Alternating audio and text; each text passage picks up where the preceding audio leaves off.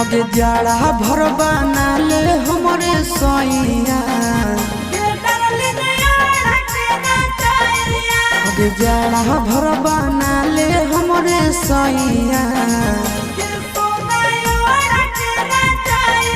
आगे दे दे गरमी चढ़े के दबैया।